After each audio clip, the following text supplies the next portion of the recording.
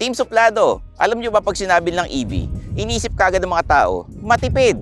Pero ngayon, may EV na matipid, energy efficient, tsaka matindi performance. Ito na ang EV na pinaka-inaabangan ng lahat, ang BYD Sea Lion 7. I'm Stanley Chion, yung Senpai ng turbuhan. Like and subscribe to Suplado Motors. Click the bell icon para makauna kayo sa mga latest videos namin. At tandaan, we drive, you decide.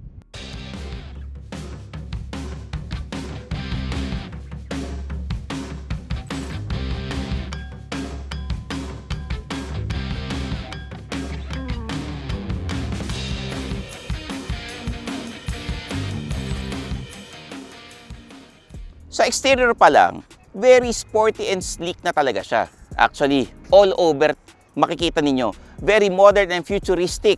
May slim LED headlights, LED lahat ng ilaw na to, closed grille. Mukha siyang, hindi siya mukhang SUV, mukha siyang crossover na may sports car DNA. Sa gedli or sa gilid, dito lalabas ang kanyang sporty character. May coupe-like roofline, flush door handles, and aerodynamic body shape. 20-inch wheels. Mukha siyang premium European crossover. The proportions are clean, wide, and athletic. Hindi siya yung SUV na mukhang sporty. Sporty talaga datingan niya. Ang maganda rito, merong remote vehicle access gamit ang BYD app, key fob, and NFC card. Sa likod, simple, clean, minimalist look. Talagang premium EV datingan. LED taillights with the BYD emblem and the Sea Lion. Tsaka syempre nakalagay dito, EV, all-wheel drive, walang coding. At syempre, powered tailgate, powered tailgate. Oh, kita nyo na, hindi pa nakatupi yung second row, maluwag na, kasya ang lahat ng gamit namin.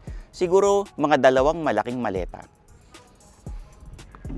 Pagdating sa dimensions, ang length niya 4,830 mm, ang width 1,925 mm, ang height 1,620 mm, ang wheelbase 2,930 mm at ang ground clearance 160 mm.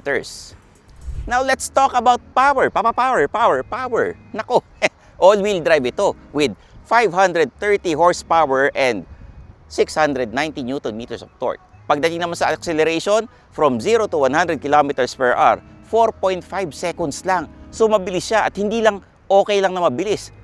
Mabilis talaga. Performance SUV level. May 4 na drive modes ito. Economy, Normal, Sport, and Snow. So depende sa pagmamaneho mo. Pwede kang practical, mabilis o ready sa mga madulas na daan. Ang battery type niya, 82.6 kWh BYD Blade battery. Sukat ng battery capacity, parang fuel tank size ng EV. Ang battery type niya, LFP. LFP means lithium iron phosphate. Isang klase ng battery chemistry na kilala for safety, durability, and long battery life. Ang driving range niya, 542 kilometers NEDC. Dito sa loob, black leather seats, may armrest, may lagayan dito, and cup holders. Black headliners tayo. Siyempre, meron tayong panoramic glass roof. Okay, dito naman, aircon vents. Dalawa, hindi kayo mag-aaway ng katabi mo. At ang ating chargers, USB and Type-C. The legroom and the headroom, sobrang luwag. Sobrang komportable, pampamilya, pambarkada. Dito sa harap, makikita mo, sobrang high-tech. Dito na punta yung budget. Leather wrap steering wheel na flat bottom. We have leather seats, 8-way power adjustable, 6-way power adjustable, at ventilated rin to, kaya kahit mainit ang panahon, malalamigan ka pa rin. Digital instrument cluster with a huge infotainment screen na rotating. With Apple CarPlay and Android Auto, wireless chargers, and of course, meron tayong cup holders over here, lagayan ng kuanik-anik, and the USB ports, Type-C, tsaka USB port dito.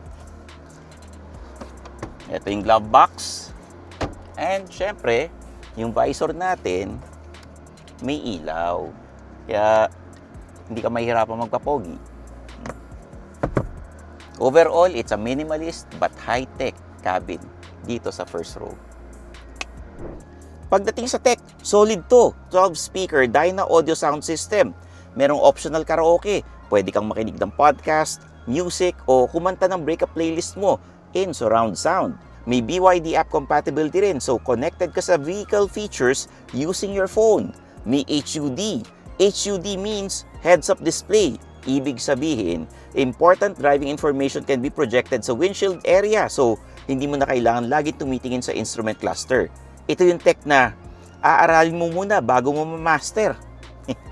Pag-usapan naman natin yung safety features. Ito yung part na talagang loaded dahil ANCAP safety tested ito noong 2025. May D-Pilot ADAS. ADAS means Advanced Driver Assistance Systems. May safety and driver assist features na tumutulong habang nagmamaneho ka. Safety features include 360-degree view with see-through mode, 6 sensors, 2 sa harap, 4 sa likod, adaptive cruise control, automatic emergency braking, front collision warning, rear collision warning, rear cross traffic alert, rear cross traffic brake, lane departure assist, blind spot detection, door open warning, emergency lane keeping assist, driver attention warning, intelligent cruise control, intelligent torque adaptation control. In simple terms, marami nagbabantay sa'yo. Hindi ibig sabihin na pwede ka na maging kampante. Driver pa rin ang magiging responsable, pero malaking tulong siya sa daily driving and long drives. Hindi ka perfect driver, pero alam nyo, parang may guardian angel ka. What can you expect from this SUV? First, acceleration. This is where EVs shine. Instant torque. Tapakan mo lang, response agad. Walang turbo lag, walang shifting delay. With 530 horsepower and 690 Nm of torque, expect this to be very quick. Pangalawa, ride quality. Because the battery is mounted low, usually mas planted ang feeling ng EVs. Expected ride, quiet, smooth, and premium. Pangatlo, charging. Charging type niya, AC Type 2 and DC CCS2. AC means alternating current, usually slower charging like home or destination charging. DC means direct current, faster charging, usually sa fast charging stations. CCS2 means combined charging system type 2, common fast charging connector standard for EVs. Ang charging rate, AC 11 kW, ang DC 150 kilowatts. Kilowatt means sukat ng charging power or bilis ng charge. Ang charging time pag AC charging, around 16 hours from 15% to 100%. Ang DC fast charging is around 0.5 hours from 30% to 80%. May V2L din. V2L means vehicle to load. Ibig sabihin, pwede kang gumamit ng kotse as power source for appliances or gadgets. Kinakabahan pa ba kayo gumamit ng mga EV sa sasakyan? Alam nyo, ang BYD may AC and DC charging capabilities. May free 7 kW home wall chargers. May free portable chargers pa kayo. Tsaka may 200 plus EV charging hubs nationwide. So, saan ka pa? Ba't naging puti ito? Kanina itim Ibang klase itong BYD Sea Lion 7. Kumpleto sa tech and safety features. Tsaka napakaganda kasi hindi lang siya EV. Performance EV siya. Sobrang bilis at matipid. Para kanina ba to? Sa mga family man, business executives, tsaka sa mga practical na tao. Ang tanong, magkano ba to? It's around 2.5 to 2.6 million pesos. Pero yung exact price ilalagay namin sa comment section. Kaya mag-check kayo palagi. I'm your host Stanley Chi, ang yung senpai ng Turbuhan for Suplado Motors. Like and subscribe dahil ang target natin is 100,000 subscribers before the end of the year. So we drive, you decide.